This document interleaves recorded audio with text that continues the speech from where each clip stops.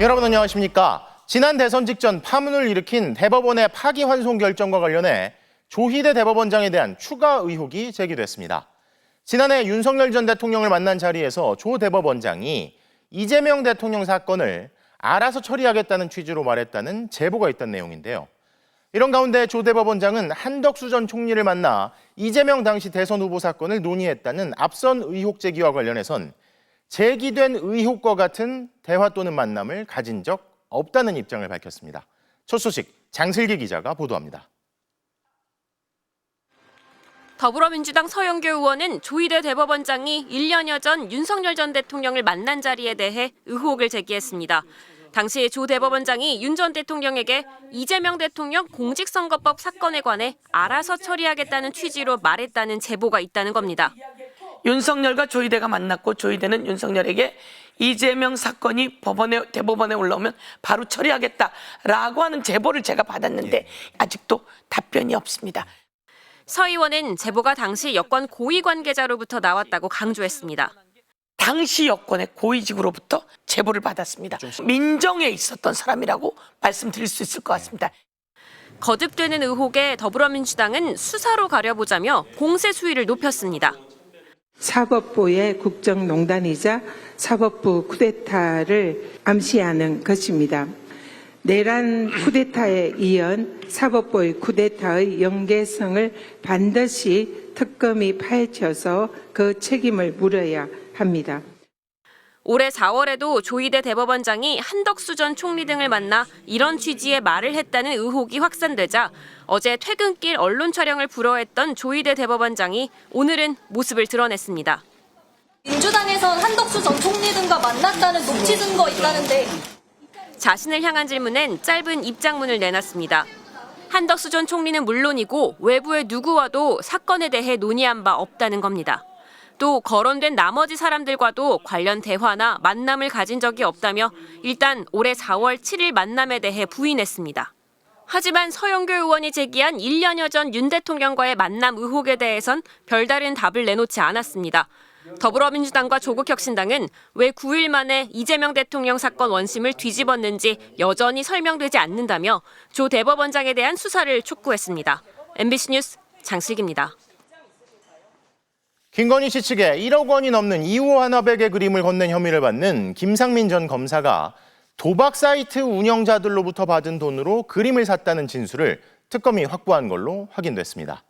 하지만 김 전 검사는 여전히 김건희 씨의 오빠에게 돈을 받아 그림을 대신 사다 주는 일종의 심부름을 한 거란 입장을 고수하고 있는데요. 김 전 검사의 구속 여부는 몇 시간 안에 결정될 전망입니다. 이혜리 기자의 단독 보도입니다. 재작년 2월 김건희 씨 측에 1억 원이 넘는 이우환 화백의 작품을 건넨 혐의를 받는 김상민 전 검사가 구속영장 실질심사에 출석했습니다. 구속영장 청구서의 범죄 사실은 그동안 특검과 언론에서 끊임없이 확대 재생산되어 왔으나 사실과 다릅니다. 김건희 씨 오빠 김진우 씨의 장모집에서 발견된 문제의 이우환 화백 작품. 김 전 검사는 김진우 씨의 부탁으로 그림을 대신 구매해다 줬을 뿐이라는 주장을 고수해왔습니다. 뇌물이나 청탁금지법 위반이 아니라는 주장입니다. 저는 그 자금 출처에 대해서는 잘 알지 못하고 김진우 씨로부터 받은 자금이라는 말씀만 드리고 싶습니다. 하지만 특검은 그림을 산 돈의 출처를 두고 김 전 검사의 진술과 배치되는 정황을 포착한 것으로 확인됐습니다. 김 전 검사에게 법인카드와 차량 등을 제공한 의혹을 받는 코인업자들을 조사하면서 김 전 검사가 주변에 도박 사이트 운영자들로부터 받은 돈으로 이우환 화백 그림을 샀다는 얘기를 했다는 취지의 진술을 확보한 겁니다. 현직 검사 시절 검은 돈을 받아 그림을 산 새로운 의혹이 드러난 건데 김 전 검사로부터 이 이야기를 직접 들은 것으로 지목된 당사자도 최근 불러 조사했습니다. 특검은 영장 실질심사에서 이 고가의 그림이 공천과 인사청탁을 위해 김건희 씨에게 한 선물일 가능성이 높은 점을 들며 구속 필요성을 강조한 것으로 알려졌습니다. 정치브로커 명태균 씨는 지난해 총선에서 김 전 검사 공천을 위해 김건희 씨가 영향력을 행사했다고 주장한 바 있습니다. 김 전 검사는 공천 심사 과정에선 탈락했지만 넉 달 뒤 국정원 법률특보에 임명됐습니다. 김 전 검사의 구속 여부는 이르면 오늘 밤 결정될 전망입니다. MBC 뉴스 이혜리입니다. 앞서 보셨듯 특검이 확보한 진술은 김상민 전 검사의 기존 해명과 정면으로 배치됩니다. 그리고 만약 김 전 검사의 해명이 사실이라 해도 현직 검사가 아니라 김건희 씨 일가의 집사처럼 움직였다는 또 다른 부적절한 논란을 낳는데요. 이준범 기자가 짚어봤습니다. 김상민 전 부장검사의 해명을 그대로 믿는다고 해도 최소한 현직 검사가 1억 원 넘는 그림을 사달라는 영부인 가족의 심부름을 했다는 부적절한 의혹이 남습니다. 제가 소유했던 그림이 아니고 김진우 씨의 요청으로 제가 그림을 준비했을 뿐입니다. 김 전 부장검사와 윤석열 전 대통령 부부의 수상한 유착 의혹이 드러나게 된 계기는 김건희 씨의 총선 공천 개입에 대한 폭로였습니다. 김건희 여사가 저한테도 김상민을 이제 밀어라 이렇게 연락이 오고요. 그래서 김상민은 또 그 캠프 안에서 김건희 여사가 출판 기념회에 올 것이다. 두 사람의 친분은 김 씨의 통화 기록에서도 고스란히 드러납니다. 지난 2023년 9월 3일엔 김 씨가 먼저 김상민 전 부장검사에게 전화를 걸어 4분 1초 통화했고 이틀 뒤인 5일엔 김 전 부장검사가 전화해 2분 43초 동안 대화한 사실이 확인됐습니다. 예비 후보로 등록했지만 공천을 받지는 못한 김 전 부장검사는 총선 이후 국정원장 법률특보에 임명됐습니다. 여기에 대한 김 전 부장검사의 해명은 검사 시절엔 윤 전 대통령에게 검찰 동향을 수시로 보고해 신임을 얻게 됐기 때문이라는 것이었습니다. 법적인 처벌을 피하기 위해 부적절하긴 했지만 위법은 없었다는 입장을 내세운 것으로 분석되는데 이는 다시 말해 윤 전 대통령 부부 일가가 현직 검사를 비선이나 심부름꾼으로 이용했다는 걸 인정해버린 셈이기도 합니다. 여기에 이우환 화백의 그림을 도박업체 운영자에게 받은 돈으로 구매했을 가능성까지 제기되면서 김 전 부장검사는 공무원으로서의 직업윤리와 법적인 문제에서 모두 책임을 져야 할 처지가 됐습니다. MBC 뉴스 이준범입니다. 특검의 출석 요구를 3차례 거부했던 통일교 교주 한학자 총재가 오늘 결국 조사를 받았습니다. 그런데 오늘 조사에선 김건희 씨에게 명품을 건네며 청탁한 혐의나 권성동 의원에게 1억 원을 건넨 혐의 관련 진술이 아니라 다른 내용이 눈에 띄는데요. 한 총재가 조사를 받으며 참 어머니인 자신의 가르침을 받는 후보가 대통령에 당선돼야 한다는 입장을 되풀이했다는 겁니다. 김지성 기자의 단독 보도입니다. 한학자 통일교 총재가 부축을 받으며 김건희 국정농단 특검 사무실로 들어옵니다. 권성동 의원에게 1억 원 전달하신 거 맞습니까? 김건희 씨에게 목걸이와 가방 전달하신 거 천천히 가십시오. 이러는데 수고가 많아요. 나중에 들으세요. 3차례 출석 요구에 불응한 이유는 건강 문제였다고 설명했습니다. 왜 오늘 일방적으로 조사 날짜 정하셨습니까? 내가 아파서 그랬어요. 수술 받고 아파서 그래요. 그만 나중에 다 만나서 얘기합시다. 통일교 측은 이례적으로 한 총재의 심장 관련 질환을 자세히 설명하는 자료까지 냈지만 특검은 한 총재가 공범인 권성동 의원이 구속된 뒤에야 협의 없이 출석했다는 점을 지적했습니다. 임의로 자신이 원하는 출석 일자를 택하여 특검과 협의 없이 일방적으로 특검에 출석함으로써 이루어지게 된 것입니다. 한 총재는 윤영호 전 통일교 세계본부장을 통해 권성동 의원에게 불법 정치자금 1억 원을 전달하고 건진법사 전성배 씨를 통해 김건희 씨에게 고가 목걸이와 가방을 건네며 교단 현안을 청탁한 혐의를 받고 있습니다. 한 총재는 특검 조사에서 진술 거부권을 행사하진 않은 것으로 전해졌습니다. 그런데 신문 과정에서 한 총재는 자신의 가르침을 받는 후보가 대통령에 당선돼야 한다는 취지의 입장을 되풀이한 것으로 파악됐습니다.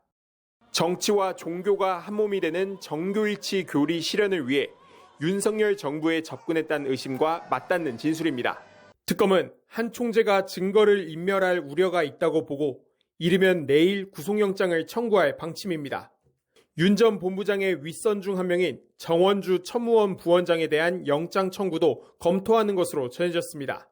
한편 순직해병 특검의 참고인 소환에 불응해온 김정환 목사는 3번째 출석 요구에도 응하지 않고 한미동맹 대상 시상식에 참석했습니다. MBC 뉴스 김지성입니다. 쌍방울 대북 송금 사건 수사 당시 검사가 연어를 비롯한 각종 음식과 술을 주면서 이재명 당시 경기지사에게 불리한 진술을 하도록 회유했다는 주장 기억하십니까?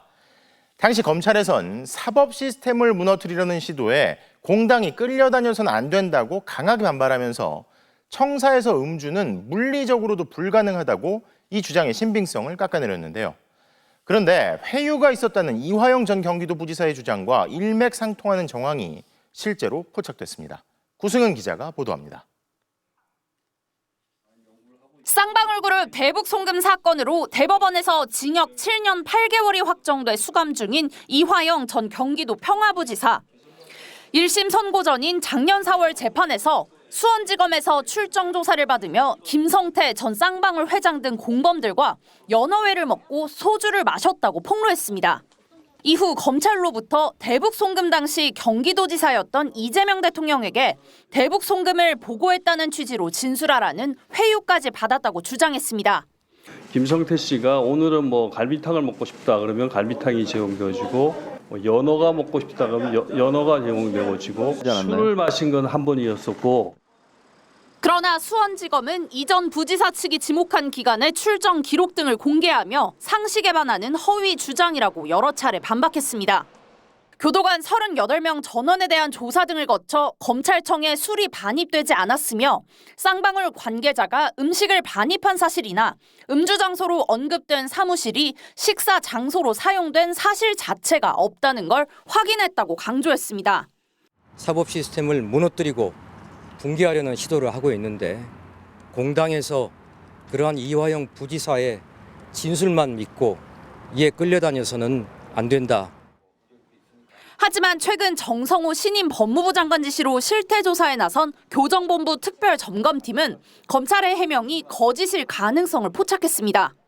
이 전 부지사로부터 술을 마셨다는 말을 직접 들은 수용자 2명과 교도관, 수원지검 근처에서 쌍방울 법인카드가 사용된 2023년 5월 17일 출정 일지 등을 근거로 연어 회덮밥과 연어 초밥으로 이 전 부지사 김 전 회장, 박상용 검사가 저녁 식사를 했고 김 전 회장이 종이컵에 소주를 마신 정황을 포착했다는 겁니다. 또 쌍방울 관계자가 마련한 외부 도시락이 반입되고 창고로 불리는 별도 사무실에서 공범들이 대화를 나눴다는 등의 주장도 사실일 가능성이 있다고 밝혔습니다. 당시 교도관이 조사 과정에서 검찰의 부적절한 조치에 대해 항의한 적이 있다는 점도 확인했습니다.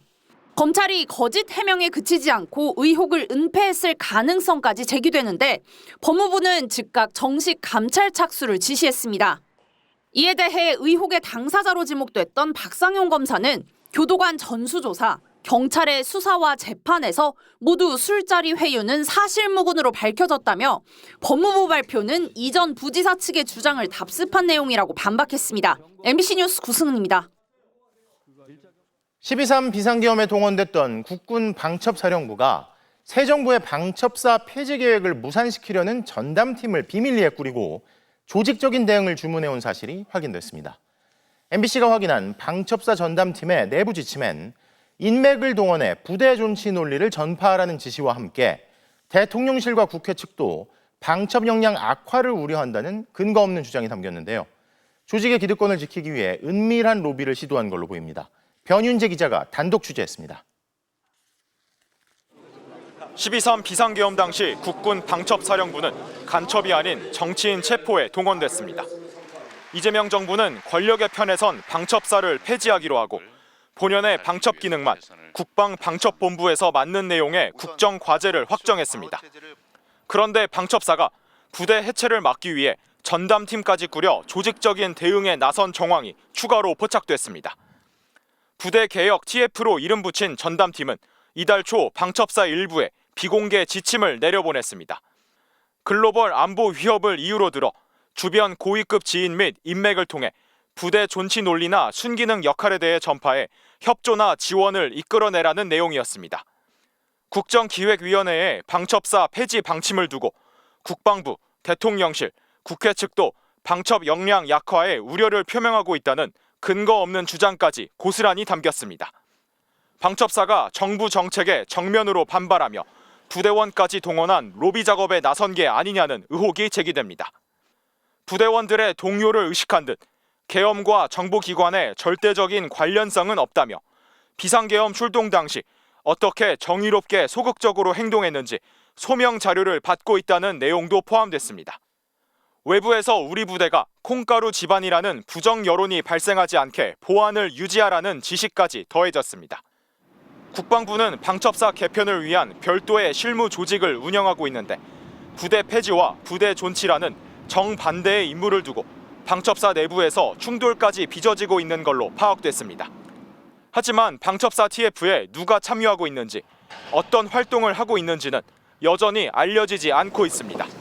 통제가 가능한 조직으로 만들어야 됩니다. 권력 안보의 수단이 아니라 국가 안보의 수단이 되기 위해서는 국방부는 방첩사 개편은 국방 분야 핵심 국정 과제라며 민관군 전문가들이 참여하는 합동위원회를 구성해 개편 방안을 조속히 마련할 예정이라고 설명했습니다.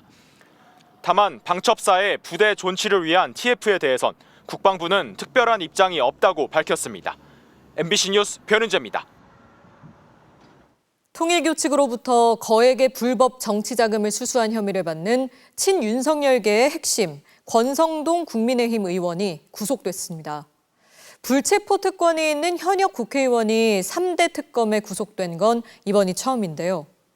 윤석열 전 대통령 대선 자금 수사나 다른 친윤계 의원 수사로 확대되는 신호탄이 될 수 있다는 관측이 나옵니다. 차현진 기자입니다. 법원의 판단은 영장 실질 심사가 끝난 지 5시간 만에 나왔습니다. 서울중앙지법은 증거인멸 우려가 있다며 권성동 국민의힘 의원에 대한 구속영장을 발부했습니다. 현역 국회의원이 구속된 건 특검 출범 이후 처음입니다. 권 의원은 구속 직후 이번 특검의 수사는 허구의 사건을 창조하고 있는 것이며 수사가 아니라 소설을 쓰고 있다는 입장을 밝혔습니다.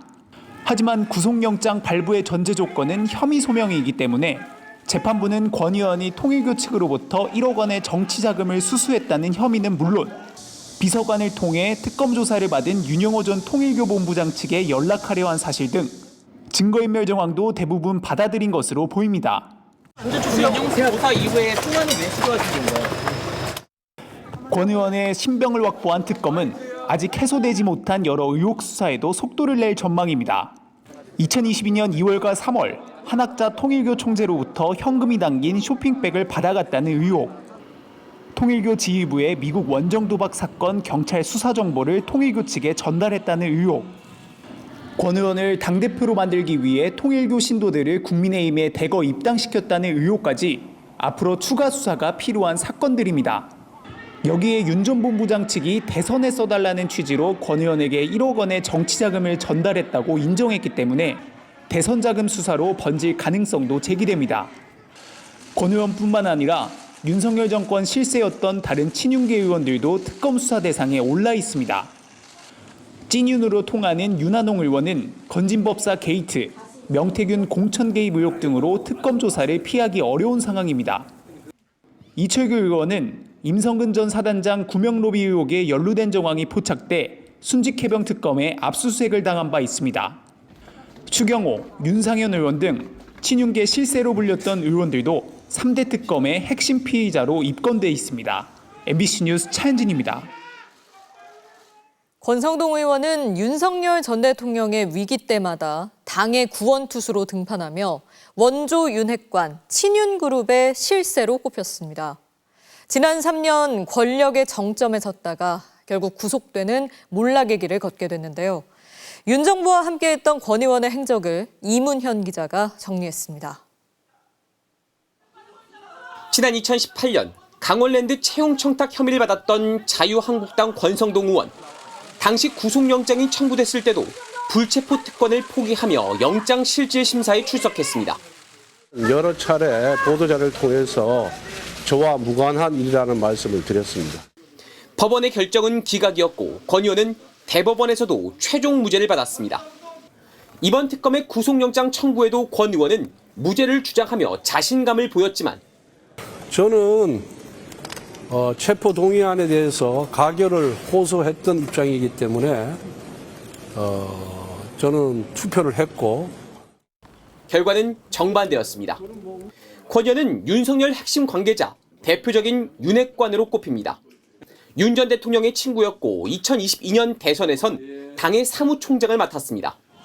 윤 전 대통령 당선 후엔 집권 여당의 원내대표 자리까지 꿰차며 초기 윤석열 정부의 뒷배가 됐고 제가 윤핵관 중에 윤핵관입니다. 그런데 저 윤핵관 된 거 자랑스러워하고 옳은 결정이었고 옳은 판단이었다고 생각합니다. 지난 내란 사태에서는 윤 전 대통령 체포 반대에 앞장섰습니다. 우리 손으로 특검법을 발의해서 수사하겠다고 하는 것이 정치 이전에 한 인간으로 해서는 안 될 일이라는 것을 잘 알고 있습니다. 지난 대선에서는 경선으로 선출된 김문숙 후보를 한덕수 전 총리로 교체하려는 마지막 승부수를 띄우기도 했습니다. 그 알량한 대통령 후보 자리를 지키기 위해서 정말 한심한 모습이었습니다. 하지만 모든 시도는 실패로 끝났습니다.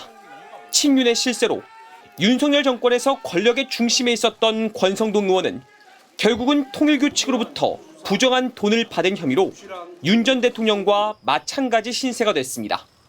MBC 뉴스 이문현입니다. 권성동 의원의 구속영장이 발부되자 여권에서는 당연지사, 사필귀정이라며 환영의 메시지가 나왔습니다. 반면 국민의힘은 야당 말살이라고 강하게 반발했는데 동시에 당내에선 소속 의원들의 사법 리스크가 커지며 위기감이 고조되고 있습니다. 김세영 기자가 보도합니다. 권성동 의원 구속 소식에 더불어민주당은 당연지사, 늦었지만 마땅한 결정이라고 환영했습니다. 그러면서 통일교와 권 의원의 유착은 특정 종교와 정치가 결탁해버린 또 하나의 국정농단이라고 평가했습니다.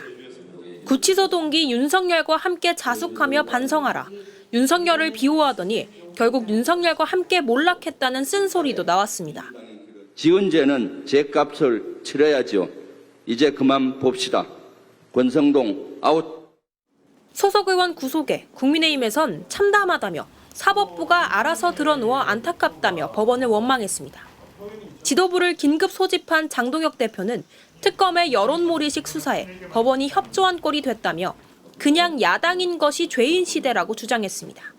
장기 집권을 위한 개헌으로 가기 위해서 더불어민주당과 이재명 정권이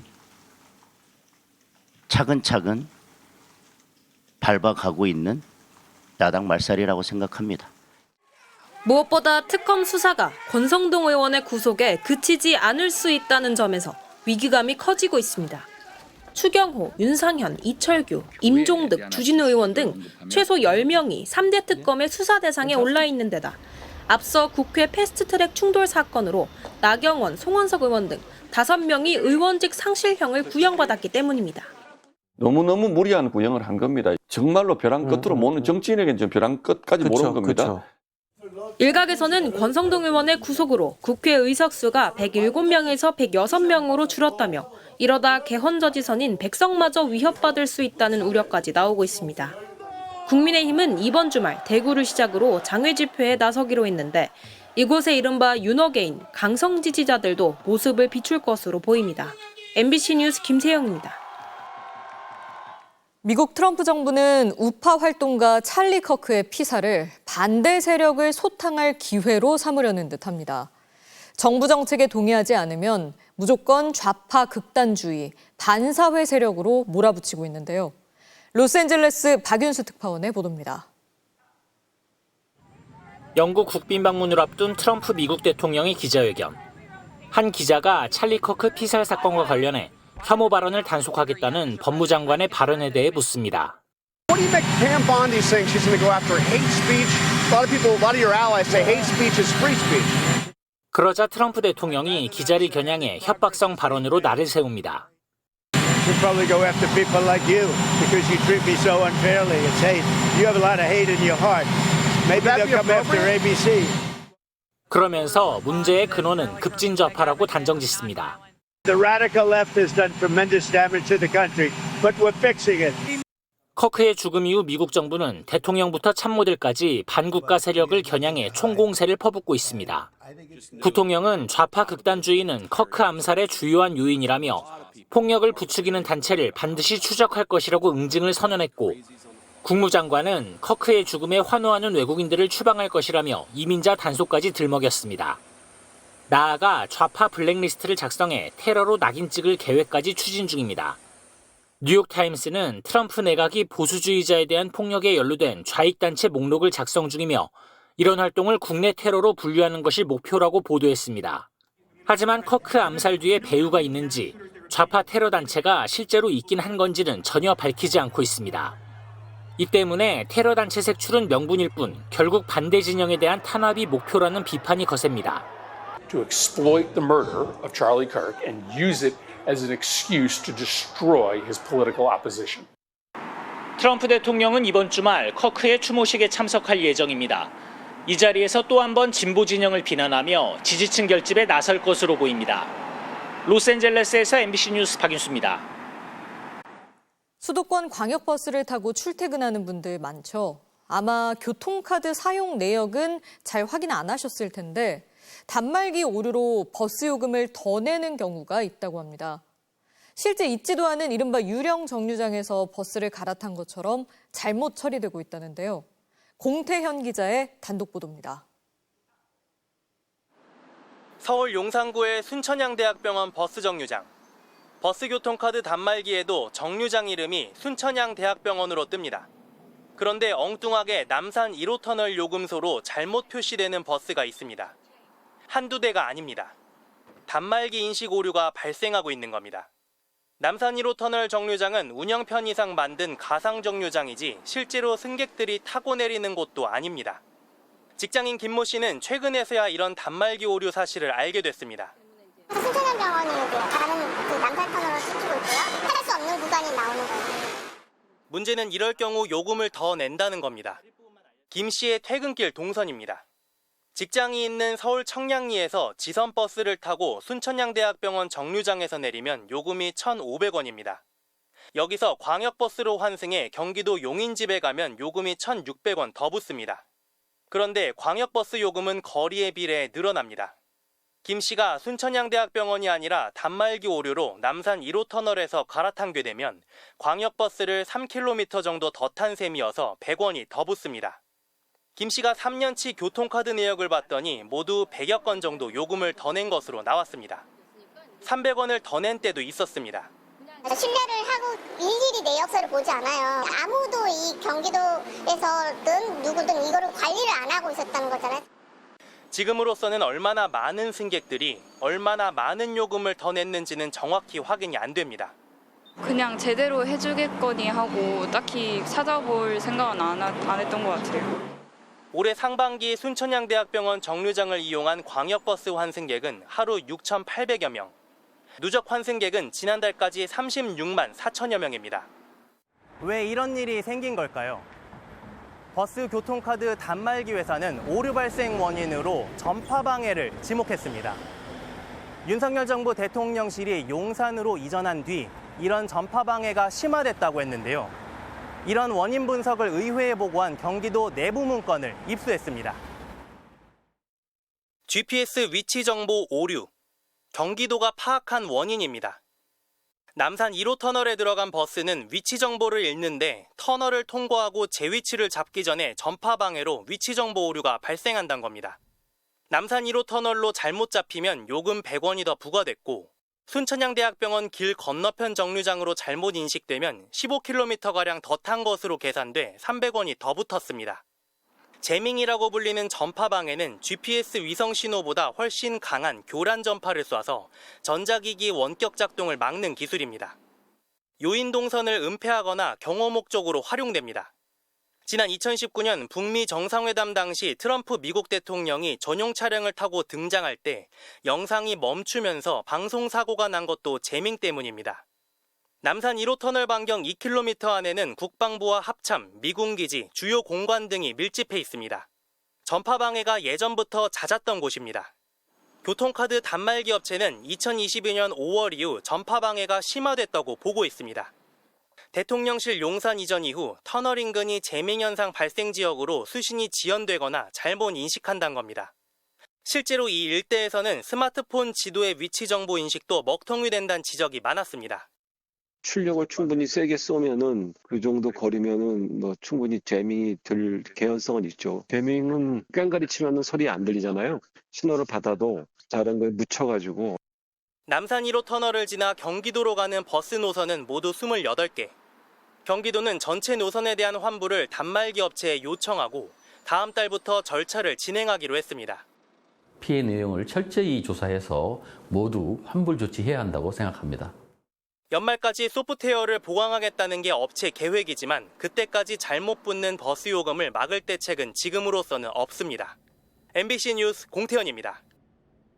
고 이재석 경사와 마지막으로 무전을 주고받은 팀장이 왜 이 경사를 혼자 내보낸 건지, 추가 지원 인력은 왜 안 보냈는지 유족들에게 설명하는 녹음 파일이 확보됐는데요. 확인해 보시죠. 차우영 기자의 단독 보도입니다.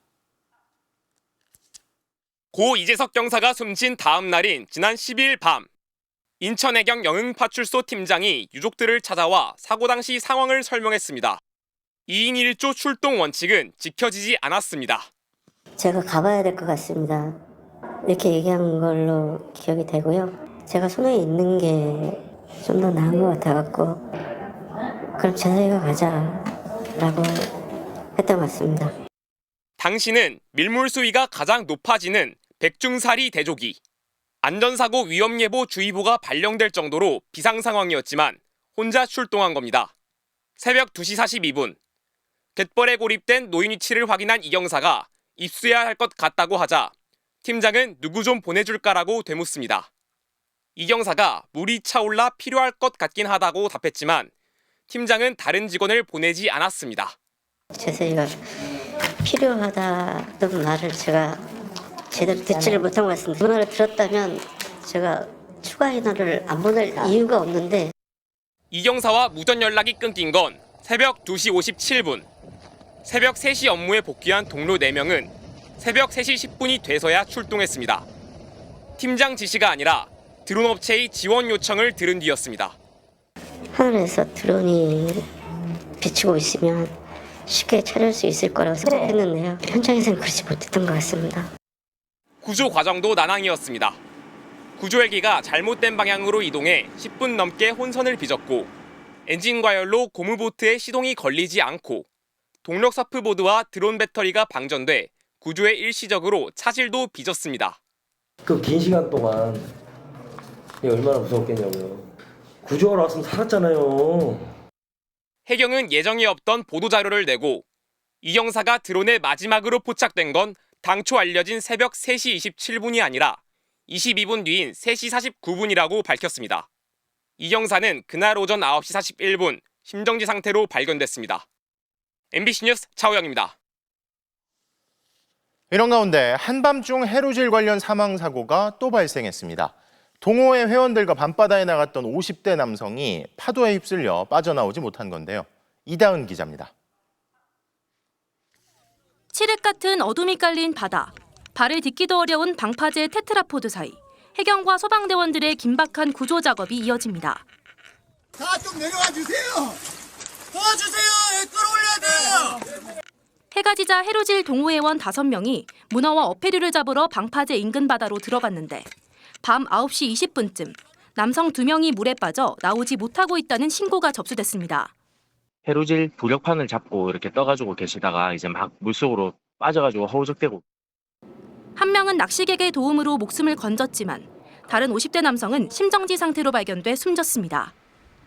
사고 당시 동호회원 4명과 함께 안전장비 없이 야간 해루질을 하던 중이었던 것으로 알려졌습니다. 사고 당시는 썰물 상황이었는데 해경은 이들이 깊은 바다로 들어갔다 발을 헛디뎌 사고를 당했을 가능성을 조사하고 있습니다. 방파제 주변은 매일 밤 조개와 낙지를 잡기 위해 해루질을 하러 온 사람들로 붐비고 있습니다. 밤에 보면은 7, 8명 온 바다 불이에요, 불. 동호회에서 많이 오지요. 하지만 구명조끼 같은 안전장비를 갖추는 경우는 드뭅니다. 보통 해루질 하시는 분들은 구명조끼를 또 착용을 안 하시는 분이 좀 이때 불편하기도 하고 부피감도 있고 하니까. 해경은 바다 물살은 변화가 심하고 밀물은 성인 걸음보다 속도가 빠른 만큼 해루질에 앞서 물때를 정확히 파악하고 안전장비를 갖출 것을 당부했습니다. MBC 뉴스 이다은입니다.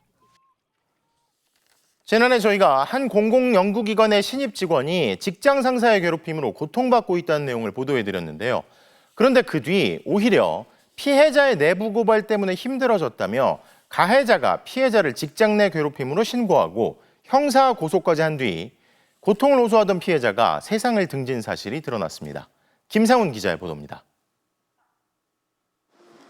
2년 전 지방세 연구원에 입사한 20대 김민석 씨. 입사하자마자 해병대 선배인 상사의 욕설과 폭행이 시작됐습니다.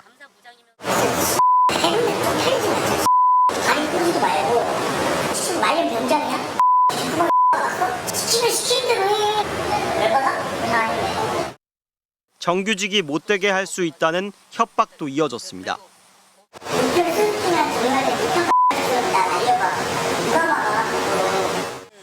견디다 못해 직장 내 괴롭힘으로 신고하자 연구원은 가해 상사에게 정직 3개월의 징계를 내렸습니다. 직장 내 갑질 사례로 인정받은 지 1년여. 다 끝난 줄 알았지만 지난 10일 김 씨는 가족에게 미안하다는 편지만 남기고 스스로 목숨을 끊었습니다.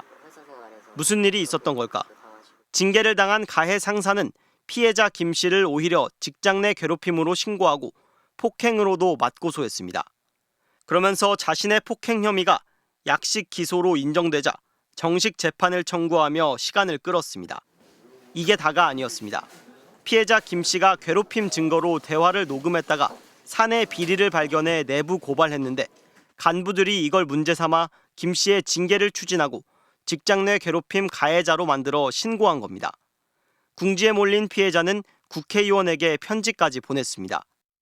지옥같이 살고 있고 직장을 못 그만두는 사정이 있어서 이러고 버틸 수밖에 없는데 너무 힘들게 한다라는 하소연을 하는데 어떻게 보십니까? 결국 김 씨는 동료에게 지쳤다는 말을 남긴 채 지옥 같던 근무를 스스로 끝냈습니다. 민사소송 때문에 힘들다고 자기 요새. 그래서 그냥 회사 그만두고. 유가족은 피해자인 김 씨가 혼자 회사와 상사들을 상대하느라 힘들어했다고 전했습니다. 한 사람이 수십 명을 상대를 해야 되는데 벅찼던 거죠. 법률 자문도 이렇게 많이 물어보고 근데도 너무 안 되니까 벽에 막 부딪힌 것 같아 마지막에는. 20대 꽃다운 나이 신입 직원이었던 그가 2년간 버텼던 책상엔 국화꽃이 놓였습니다. 연구원은 고인과 유족께 위로를 전한다며 사실관계를 전면 재조사하겠다고 밝혔습니다. 아 이게 그게 고쳐질까요? 한 사람을 위해서 이게 고쳐질까요? 이번 좋습니다. 조심하세요.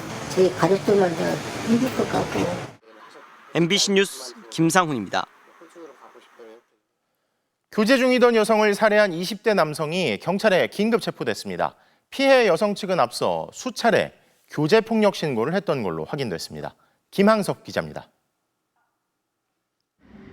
제주시의 한 도로 119 구급차가 비상등을 켜고 달립니다. 아파트 문 앞에는 폴리스 라인이 쳐졌습니다. 어제 오후 9시 20분쯤 제주시의 한 아파트에서 20대 남성이 같이 술을 마시던 20대 여성에게 흉기를 휘둘렀습니다. 그거 여자가 문 열어달라고 뭐 그런 소리를 들었어요. 여기서는 안 살고 왔다 갔다 한 것 같았어요. 이 남성은 범행을 저지른 이후 직접 119에 전화해 신고를 한 것으로 확인됐습니다. 피해 여성은 심정지 상태로 병원에 이송됐지만 숨졌고 경찰은 가해 남성을 긴급 체포했습니다. 남성은 술에 취해 구체적인 내용은 기억나지 않는다고 경찰에 진술한 것으로 알려졌습니다.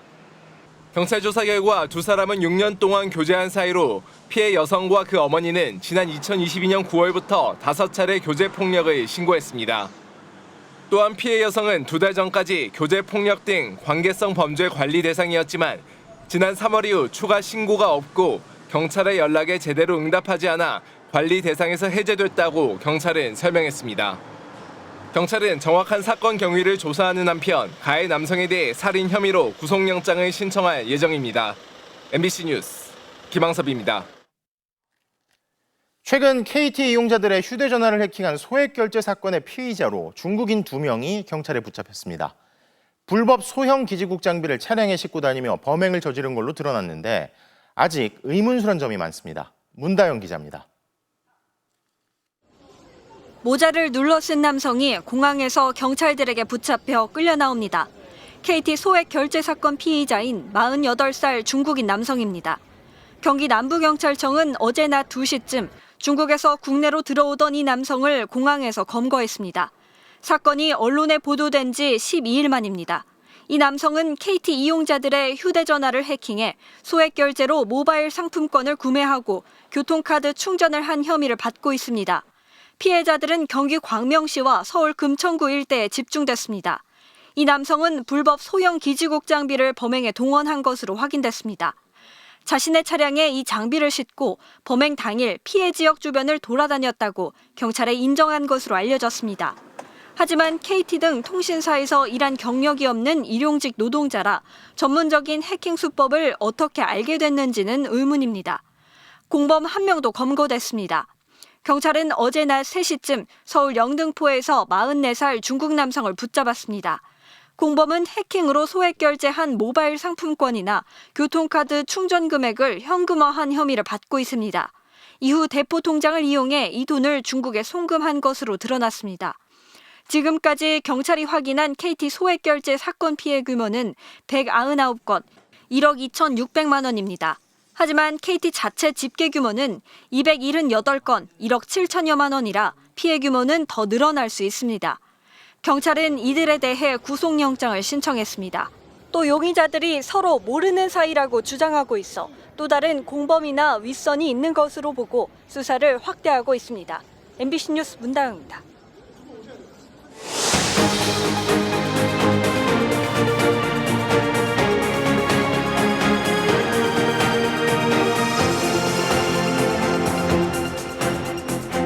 부산국제영화제 개막식이 열리는 부산 영화의 전당입니다.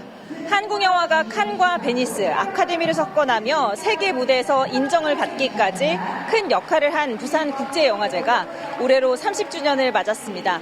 개막작인 박찬욱 감독의 어쩔 수가 없다를 시작으로 열흘 동안 241편의 공식 상영작이 부산 곳곳에서 상영됩니다.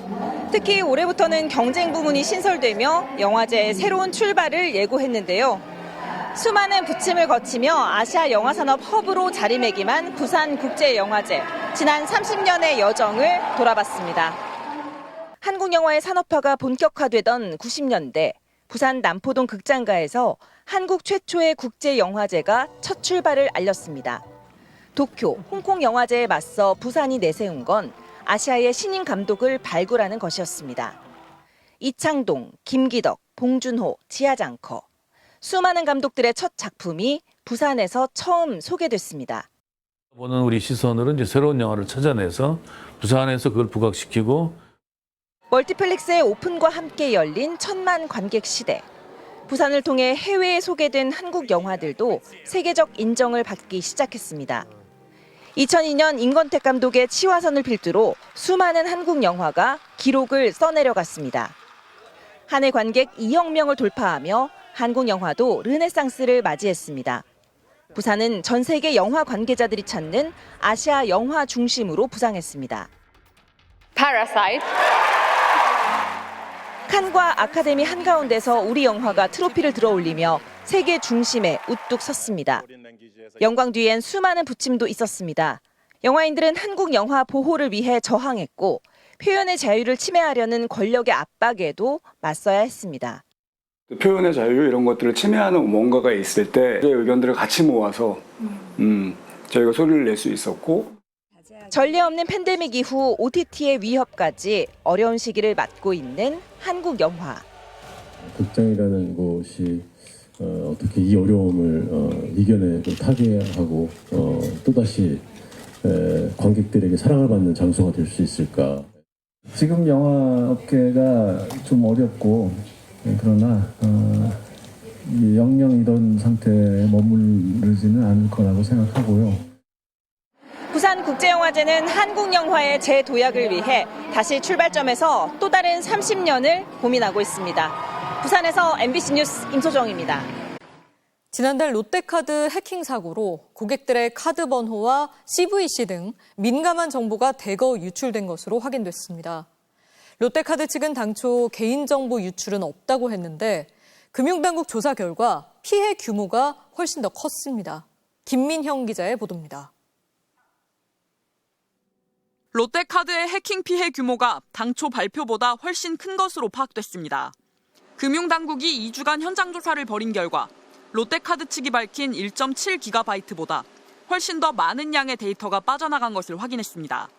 온라인 결제 서버가 해킹을 당해 파일 형식으로 데이터가 빠져나갔고 카드 번호와 유효 기간은 물론 카드 뒷면 세 자릿수인 CVC 번호 등 주요 정보가 포함된 것으로 보입니다.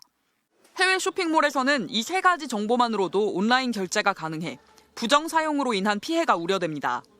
정보 유출 피해자가 100만 명이 넘을 것이란 우려까지 제기되고 있습니다. 인터넷에는 의심스러운 해외 결제 시도가 일어났다며 불안해하는 소비자들의 글이 잇따르고 있습니다. 한 고객은 롯데카드로부터 의심스러운 해외 결제가 연달아 일어났다는 고지를 받았고 우선 결제는 취소됐지만 분쟁에 패소하면 일시불로 결제 금액을 완납해야 한다는 안내를 받았다며 불안함을 나타냈습니다. 롯데카드 측의 잘못으로 고객 정보가 유출됐더라도 최종 피해 입증을 고객이 해야 된다는 겁니다. 내일 침해 사고에 대한 대고객 사과와 사고의 경위, 고객 보호 방안을 말씀드리겠습니다. 롯데카드는 내일 오후 조좌진 대표이사가 직접 고객을 상대로 사과문을 발표하고 사고 경위와 함께 피해 보상 대책도 밝힐 예정입니다. 지난 2014년에도 개인정보가 유출됐던 롯데카드는 향후 정부 제재가 불가피할 전망입니다. 앞서 이재명 대통령은 보안 사고를 반복하는 기업들에 대해 징벌적 과징금을 포함해 강력한 제재가 이루어져야 한다고 지시했습니다. MBC 뉴스 김민영입니다. 카카오가 정보 유출을 막겠다며 회사가 필요할 경우 휴대전화를 포렌식할 수 있다는 내용의 동의서를 직원들에게 강요해 논란이 일고 있습니다. 동의하지 않으면 업무 자체를 할 수 없는 사실상 강제 동의다 보니 현행법 위반이라는 지적도 나옵니다. 이상민 기자입니다.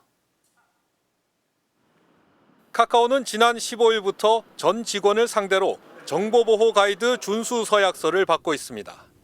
하반기 역점 사업인 플랫폼 혁신 방안이 언론을 통해 유출된 게 계기가 됐습니다. 그런데 서약서에 문제 상황이 의심될 경우 휴대전화에 대한 포렌식을 할 수 있다는 내용이 포함됐습니다. 범죄 수사에 주로 사용되는 포렌식은 통화 내역과 문자, 사진, 메신저 내용 등 개인정보가 노출될 우려가 큽니다. 카카오는 업무 관련 프로그램만 대상으로 일반 회사의 감사 수준이라고 설명했습니다. 하지만 강제성이 문제입니다. 카카오는 이 서약서에 동의하지 않으면 회사 시스템에 접속할 수 없게 했습니다. 업무를 하려면 원하지 않아도 무조건 동의를 해야 하는 겁니다. 개인정보보호법은 개인정보 수집 동의는 강요 없이 자유롭게 선택할 수 있어야 한다고 규정하고 있습니다. 현행법 위반 소지가 있는 겁니다. 또 1년에 한 번 받는 서약임에도 바뀐 내용을 명확히 알리지 않았습니다. 이 역시 현행법상 고지 의무를 위반한 것으로 볼 수 있습니다. 그 문구를 이번에 그냥 쓱 밀어넣고 보통은 그런 변경이 있으면 볼드체를 하거나 해야 되는 거 없이 똑같이 그냥 평체로 이제 넣은 거죠. 직원들은 회사가 언제든 불법 검열을 하겠다는 거라며 강하게 반발하고 있습니다. 카카오 노조는 아무런 사전 협의 없이 강제적으로 진행한 서약서 동의 절차를 즉시 중단하라고 요구했습니다. 카카오는 법과 규정에 따른 절차를 명문화한 것일 뿐이라며 회사가 임의로 직원 개인 휴대전화를 확인하는 일은 없다고 설명했습니다. MBC 뉴스 이상민입니다. 조현 외교부 장관이 오늘 중국을 방문해 왕이 외교부장을 만났습니다. 관례상 중국이 방문할 차례였지만 조 장관이 먼저 중국을 찾은 건데요. 중국 왕이 외교부장은 양국이 명실상부한 전략적 협력의 동반자가 돼야 한다고 말했습니다. 베이징 이필희 특파원의 보도입니다. 새 정부 첫 한중 외교장관 회담이 약 2시간 전 시작됐습니다. 왕이 외교부장은 고 이재석 경장의 안타까운 희생을 언급하며 양국의 우호 관계를 강조했습니다.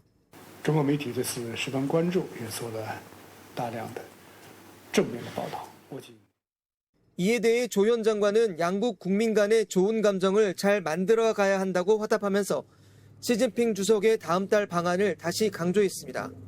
시진핑 주석께서 경주 에이펙 서밋에 오시고 또 그 한국 방문도 함께 하시고 이번 한중 외교장관 회담은 원래 중국이 한국을 방문할 차례였지만 조현 장관은 그 같은 관례를 깨고 중국을 먼저 방문했습니다. 필요할 때는 만난다는 우리 정부의 실용 외교와도 맥이 닿아 있는데 중국 관영 언론도 조 장관의 방문에 대해 관습을 고수하지 않는 것은 중국과의 관계를 개선하고 발전시키려는 한국의 의지라며 환영의 뜻을 보였습니다. 시진핑 국가주석이 에이펙 참석을 위해 방한한다면 앞으로 2달도 안 남은 기간 동안 한중 정상회담의 의제부터 조율해야 합니다. 조현 장관은 앞서 출국길에서 시 주석의 방한을 비롯해 다양한 의제를 구체적으로 다룰 것이라고 말했습니다. 북한 핵 문제와 중국이 설치한 서해 구조물 등 껄끄러운 현안도 논의할 것이라고 밝혔습니다. 바람직하지 않은 이슈가 있으면 그것에 대해서도 분명하게 밝히고 조현 장관의 방중에 이어 왕이 외교부장도 이르면 이달 말 한국을 찾는 방안이 조율되고 있는 것으로 알려졌습니다. 이 경우 시 주석의 에이펙 참석을 위한 사전답사 성격이 될 수 있어서 이를 계기로 시 주석의 한국 방문은 확정될 수 있습니다. 베이징에서 MBC 뉴스 이필입니다. 한국형 발사체 누리호가 오는 11월 4차 발사를 앞두고 있는데요. 우주항공청과 한국항공우주연구원이 발사 전 최종 시험에 돌입했습니다. 지난 3차 발사 때보다 목표 고도도 높이고 탑재체의 무게도 2배나 늘었는데요. 나로 우주센터에 이지은 기자가 다녀왔습니다. 길이만 47m가 넘는 거대한 발사체가 천천히 일어서더니 발사대의 수직으로 우뚝 섭니다. 다시 우주로 떠날 준비를 하고 있는 한국형 발사체 누리호입니다. 제 뒤로 보이는 게 실제 누리호 모델이 장착된 발사대입니다. 누리호는 준비 과정을 거쳐 오는 11월 4차 발사를 앞두고 있습니다. 누리호는 마지막 검증 절차 격인 발사 전 최종 시험 WDR에 돌입했습니다. 발사체 기립을 시작으로 실제 발사처럼 영하 183도의 극저온 산화제를 충전해 발사체가 잘 견디는지를 점검하는 절차입니다. 발사체를 제작하는 그 텀이 1, 2, 3차에 비해서 좀 길었고요. WDR을 통해서 전체적으로 발사체의 성능을 최종적으로 검증을 한번 해보고 넘어가자. 지난 2023년 5월 3차 발사 후 2년 반 만에 추진되는 이번 발사는 민간 기업 한화 에어로스페이스가 참여업체 관리부터 조립까지 전 과정을 주관합니다. 또 목표 고도는 기존 550km에서 600km로 높아졌고 탑재체의 무게 역시 기존 500kg에서 차세대 중형위성 3호와 국내 기업, 대학, 연구기관에서 제작한 큐브위성 12기가 실려 총 1,040kg 규모로 늘었습니다. 누리호 발사 성공을 바탕으로 지속 가능한 우주 수송 역량을 확보하고 민간 기업이 자유롭게 활동할 수 있는 우주 산업 생태계를 조성해 나가겠습니다. 누리호의 최종 발사일은 WDR 결과를 분석한 뒤 오는 26일 열릴 예정인 발사관리위원회에서 확정됩니다. MBC 뉴스 이지은입니다.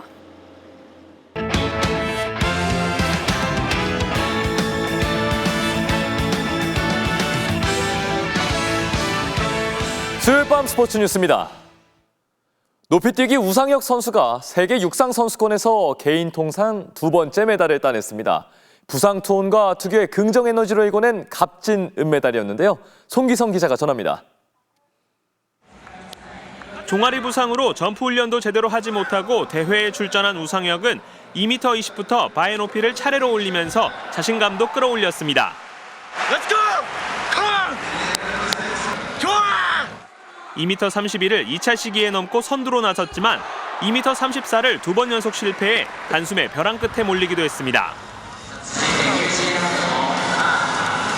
가까워. 발목까지 부은 듯 신발을 고쳐 신은 우상혁은 출발 지점과 점프 위치를 조정했고 평소처럼 혼잣말을 되뇌었습니다. 그리고 경쾌하게 날아올라 바를 뛰어넘어 우승에 성큼 다가섰습니다. 할 수 있다! Let's go! 하지만 파리올림픽 챔피언 해미 시커도 2m 34를 3차 시기에 넘으면서 결국 둘만 남은 결승전. 2m 36을 1차 시기에 실패한 우상혁과 달리 커는 성공하면서 엎치락 뒤치락하는 접전은 계속됐습니다. 우상혁은 바의 높이를 2cm 올리는 승부수를 던졌지만 더 극적인 반전을 만들어내진 못했습니다. 부상 투혼을 펼치며 두 번째 세계선수권 은메달을 획득한 우상혁은 아쉬움에 울컥하면서도 특유의 긍정 에너지를 잃지 않았습니다. I'm Korea history. Two-time silver medal. 재밌게 뛰었고 후회 없이 뛰었습니다. 저는 계속해서 도전할 거고 열심히 할 거니까 지켜봐 주시고 저는 계속 달릴 겁니다. 화이팅! Let's go! 이번 대회 전까지 국제대회 7연승에 이어 값진 세계선수권 은메달까지 획득하며 2억 원이 넘는 상금을 받게 된 우상혁은 오늘 공식 시상식을 끝으로 올해 국제대회 일정을 모두 마쳤습니다. 종아리가 이제 아파도 조금 이제 컨디셔닝을 거쳐서 내년에 또 좋은 모습 보여드릴 수 있도록 하겠습니다. MBC 뉴스 송기성입니다. 프로야구 신인 드래프트에서 박성민 전 코치의 아들인 북일고 박준현 선수가 전체 1순위로 키움에 지명됐습니다. 김태훈 기자가 전해드립니다. 전체 1순위에 이변은 없었습니다. 북일고 투수 박준현. 최고 구속 157km로 주목받은 박준현이 예상대로 키움의 선택을 받았습니다. 덤덤한 박준현과 대조적으로 아버지 박성민 전 코치는 눈물을 주체하지 못했습니다. 아빠 우는 모습을 잘 못 봤는데 좀 그런 것 같습니다. 울지 않겠다고 다짐하고 왔었는데 또 막상 이렇게 서니 또 눈물이, 제가 요즘 눈물이 좀 많습니다. 나이가 좀 먹은 것 같습니다. 1순위 다음부터는 혼돈이었습니다. 유신고 내야수 신재인이 전체 2순위로 NC의 깜짝 지명을 받는 등 이례적으로 1라운드에서 4명의 야수가 뽑혔습니다. 박준현 다음 순번이 유력하던 양우진은 최근 팔꿈치 부상 이후 8순위까지 밀려 LG의 선택을 받았습니다. 이러다가 1라운드도 안 되는 거 아닌가 생각도 해보고 계속 긴장됐던 것 같습니다. 명문 LG 트윈스에 가게 돼서 정말 영광이고, 긴장된 분위기에서 해프닝이 벌어지기도 했고, 두산 라이온즈의 1라운드에 뽑히게 된 만큼 두산 라이온즈가 아니라 두산 베어스. 삼성을 생각하셨나요? 아들과 함께한 부모님들의 솔직한 소감도 눈길을 끌었습니다. 정말 고맙고 고생 많았다. 사랑한다. 그리고 아빠는 이제부터 픽업 해방이다. 모두 1,200여 명이 지원한 이번 드래프트에서 단 110명만이 프로 구단의 선택을 받았습니다.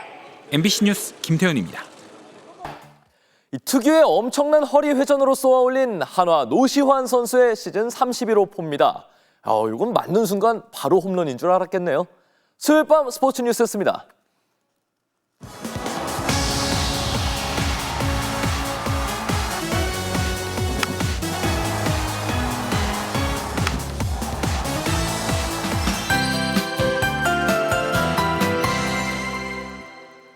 오늘도 곳곳으로 가을 호우가 쏟아졌습니다. 서해상에서 북쪽 찬 공기와 남쪽의 따뜻한 공기가 충돌하며 강한 비구름이 발달했고요. 남북으로 폭이 좁은 비구름이 빠르게 동쪽으로 이동하며 강한 비를 뿌렸습니다. 어제부터 군산 어청도에는 200mm가 넘는 폭우가 쏟아졌고요. 군포와 대전도 100mm가 넘는 강우량을 기록했는데요. 비는 밤부터 차츰 그치겠습니다. 영동과 남부 제주는 내일까지 비가 이어지는 곳이 있겠는데요. 강원도에 5에서 40mm, 남부지방에 5에서 30mm가량의 비가 더 내리겠습니다. 내일은 남풍에서 북동풍으로 바람의 방향이 바뀌면서 남부지방의 늦더위도 꺾이겠습니다. 내일 한낮에 경주의 기온이 24도로 오늘보다 10도가량 뚝 떨어지겠고요. 중부지방은 비가 그치면서 서울의 기온이 27도로 오늘보다는 기온이 다소 오르겠습니다. 내일 출근길 내륙엔 안개가 끼겠고요. 영남 해안 지역은 바람이 강하게 불겠습니다. 내일 아침 기온 서울이 19도로 오늘보다 4도가량 낮게 출발하겠습니다. 한낮 기온은 서울 27도, 대구 24도가 예상됩니다. 모레 오후 중서부를 시작으로 전국에 차츰 또 비가 내리겠고요. 날은 한층 더 선선해질 전망입니다. 날씨였습니다. 수요일 뉴스데스크 오늘 순서 여기까지입니다. 시청해주신 여러분 고맙습니다.